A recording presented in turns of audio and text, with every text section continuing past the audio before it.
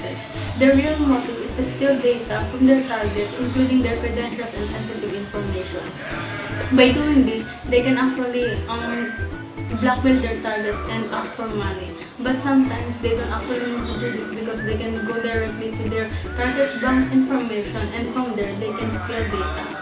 This criminal act is actually divided into two categories: passive attack and active attack.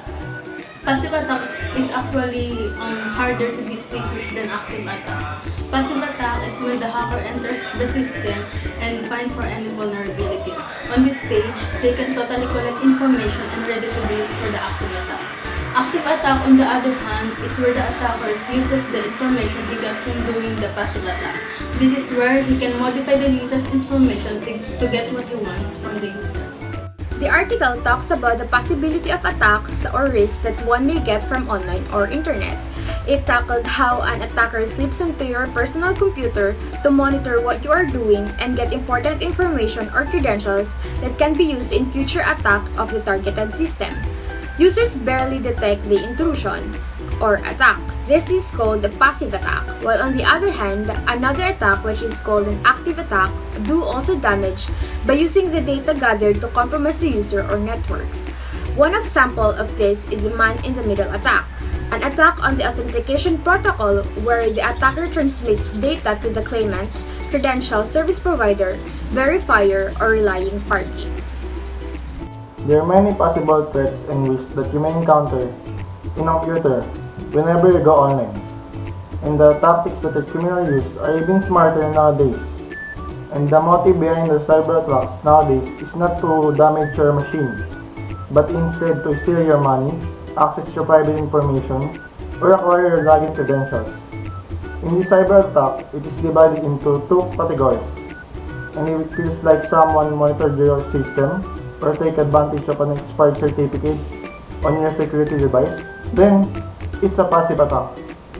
And once an intruder infiltrated the network, then they can absolutely collect as much information as they can to use it later to attack the target system or network.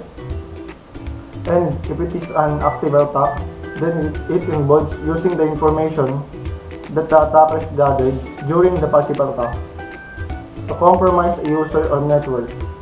And the hacker's attempt will be to modify the information that they have collected, and an active attack is hard to determine without a proper monitoring. Security attacks are categorized into two types, active and passive. In active attack, an attacker attempts to alter the content of the messages, and it is dangerous for integrity as well as availability of the data. Whereas, in passive attack, an attacker monitors the messages, copies them, and then uses them maliciously, and it threatens the data confidentiality. The comparison of active attack and passive attack when it comes to attack awareness is on the active attack. The entity or the victim gets informed about the attack, while the passive attack, the entity or the victim should have no idea or unaware of the attack happening. Passive attack is an exploitation in an unpatched system, taking advantage of an expired certificate on a security device, while active attack is like hackers that will attempt to modify the integrity and availability of an information that they intercept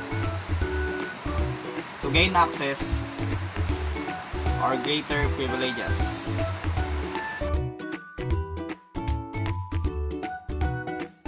To prevent the active attack, it will be better if the user will use a good firewall. This could help to prevent the attackers from entering the user system and modify the information they get.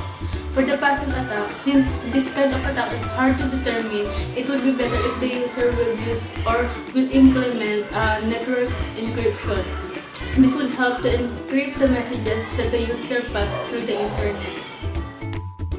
The best way to prevent a passive attack is by using strong network encryption method, while the use of powerful firewalls along a strong intrusion prevention system can prevent and protect you from active attacks.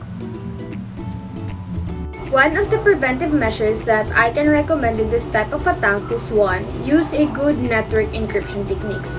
This ensures that the original message should be well encrypted and decoded into a readable language at the sender's ends, which further explains the focus on prevention.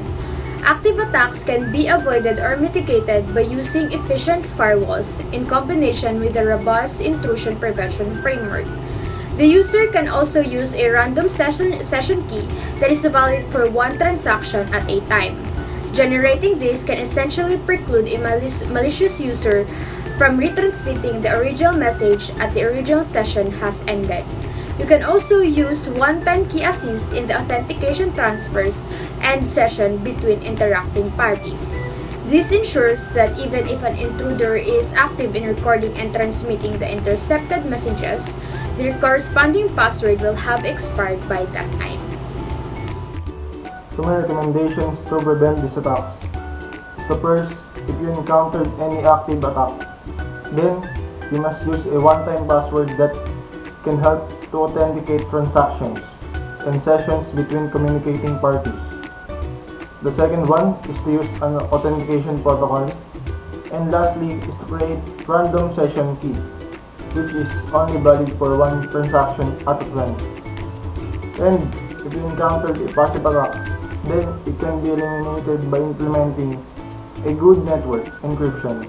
Then lastly is that you must absolutely avoid posting any sensitive information publicly. The answer is the best way to prevent a passive attack is by using strong network encryption methods.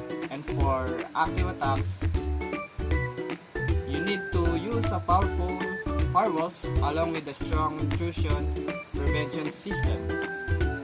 And those are my recommendation to prevent those attacks. Thank you. My recommendation to prevent passive and active attacks will be by using network encryption methods so that it will also encrypt the original message at the sender's end into unintelligible language, which should be decoded into a language that is understandable at the receiver's end. Also, by using firewall, it can prevent unauthorized person to access your network, and it is a prevention from active attacks.